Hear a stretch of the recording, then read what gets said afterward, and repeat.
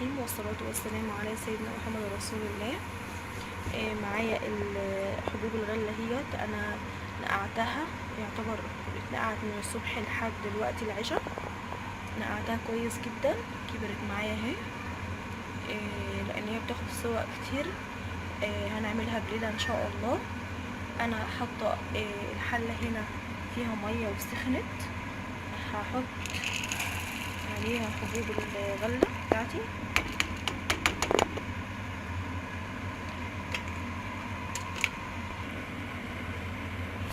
مش بضيف لها اي حاجه خالص، ولا لبن ولا بسلقها في لبن ولا اي حاجه، لان هي لسه بتزيد معايا مع السوا ان شاء الله. انا حطيت او هزود الميه لسه كمان، كل شويه هتلاقيني بزود الميه. ليه؟ لان هي بتشرب ميه كتير قوي.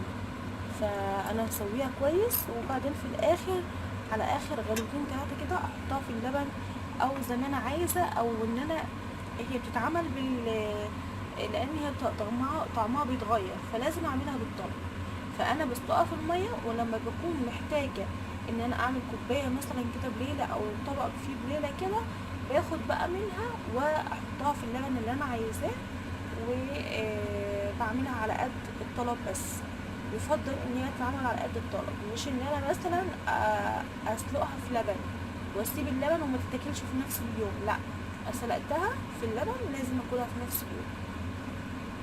انما لو انا عملتها وسلقتها في الميه، حتى لو انا حطيتها في التلاجة اخد منها معلقه كل شويه، معلقه معلقه معلقه، عادي مفيش مشكله. معلقتين مع شويه، مع كوبايه لبن مثلا، واقوم عاملاهم طبق كده مع زبيب، مع مكسرات، مع اي حاجه، تمام. عندي موز، اقطع موز عامله زي الشوفان عادي.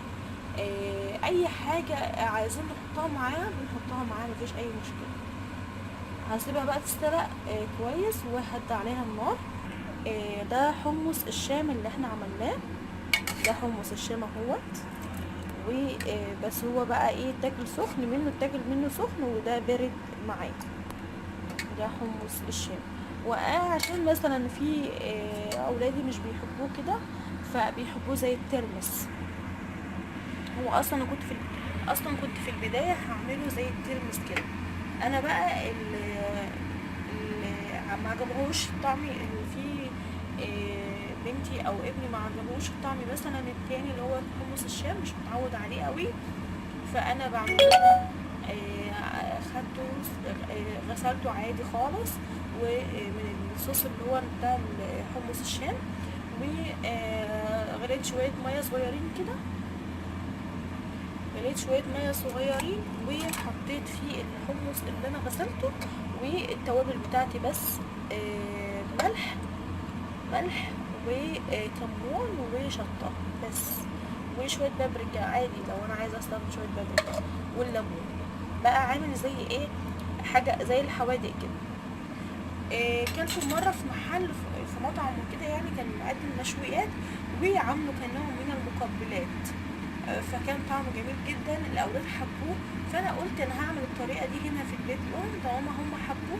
بس بصراحه ما حبوش، قلت اما اجرب حمص الشام. بس ما يعني في اللي حب حمص الشام، وفي اللي مش قوي حابينه كده، مش حابين الشوربه بتاعت حمص الشام دي خالص يعني. انا حاسه ان هي كانها صلصه، كاني باكل مثلا فاصوليا، فاصوليا صلصتها مثلا، او حاجه يعني. هو يعني هو حلو، ومش لبعض الناس اللي هي طبعا بتحبه كده. انما ده بيتعامل مع الترمس. لو انا عامله ترمس مملح، ناس كتير بيحطوا الحمص، بيسلقوا الحمص برضو، وبيحطوه يملحوه مع الترمس. بنشوفه في الاعياد وبناكله وكل حاجه زي الفول مثلا برضو.